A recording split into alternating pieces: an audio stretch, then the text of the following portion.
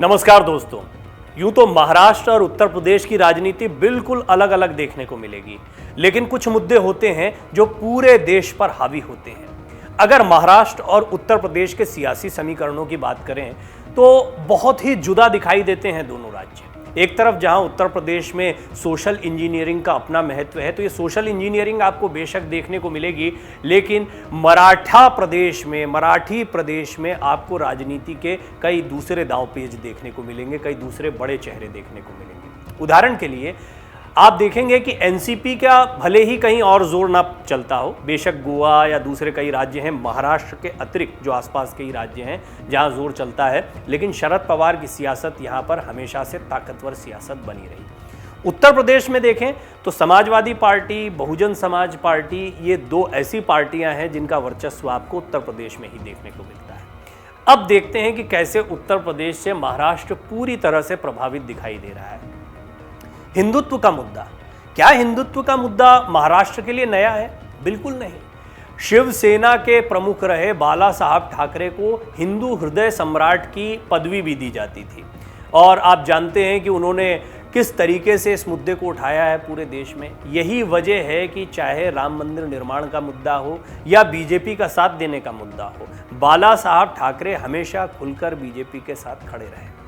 मामला तब गड़बड़ा गया जब बड़े भाई छोटे भाई की लड़ाई। अब आप देखिए कि पूरे देश की पॉलिटिक्स को देखेंगे तो बीजेपी कहीं पर किसी भूमिका में होती है और कहीं और देखते हैं तो कुछ और मामला हो जाता है। जैसे कि बिहार की पॉलिटिक्स में हमने देखा है कि बेशक नीतीश कुमार किसी के साथ भी जा सकते हैं, लेकिन जब बीजेपी के साथ आए तो बीजेपी की मजबूरी रही कि उनको साथ में लेना है, नहीं तो वो आरजेडी के साथ भी जा सकते हैं और कम से कम हम सत्ता में रहे। बेशक हमारा मुख्यमंत्री ना हो, लेकिन हमारे मंत्री तो रहें। तो जनता दल यूनाइटेड के साथ या नीतीश कुमार के साथ एक गठबंधन करना पड़ा। लेकिन महाराष्ट्र में बहुत समय से सोचते विचारते फिर बीजेपी को लगा कि नहीं, अब अपना चेहरा होना चाहिए। देवेंद्र फडणवीस पहले भी चेहरा थे। अब शिवसेना ने सोचा कि बहुत बार हो गया कि हम छोटे भाई की भूमिका में हैं या हमको बार बार मौका नहीं मिल पाता है, और बाला साहब ठाकरे हमेशा किंग मेकर की पोजीशन में बने रहना चाहते थे।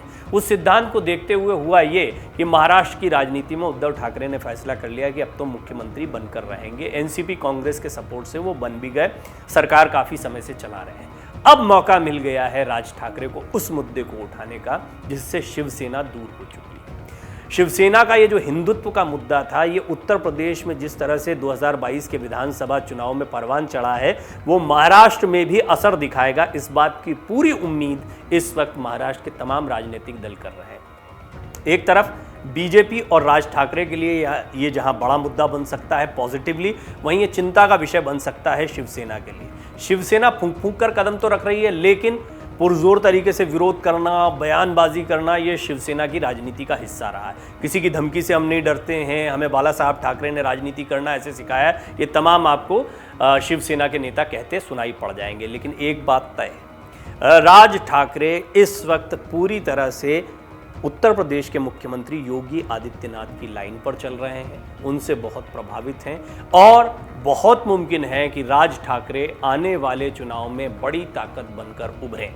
ये उनका भी सपना रहा है। हालांकि शिवसेना में रहकर ये सपना पूरा नहीं हो पाया, महाराष्ट्र नवनिर्माण सेना का गठन करने के बाद भी ये सपना पूरा नहीं हो पाया। कुछ सफलता उनको मुंबई के लोकल चुनाव में मिली, लेकिन महाराष्ट्र की राजनीति में दखल नहीं बना पाए। लेकिन ये मौका है जब बीजेपी का सपोर्ट अगर राज ठाकरे को मिलता है, महाराष्ट्र में सीटों को लेकर सही तालमेल भी बैठ जाता है, तो एक बड़ा समीकरण आपको देखने को मिल सकता है। और यहाँ राज ठाकरे हल्के में नहीं लिए जा सकते, क्योंकि बाला साहब ठाकरे की विरासत बेशक उनको ना मिली हो, लेकिन उनकी छवि को राज ठाकरे में हमेशा से देखा गया है। राज ठाकरे इस बात को जानते हैं, राज ठाकरे बोलने में मुखर हैं। वो योगी वाला अंदाज उनके अंदर बहुत पहले से है।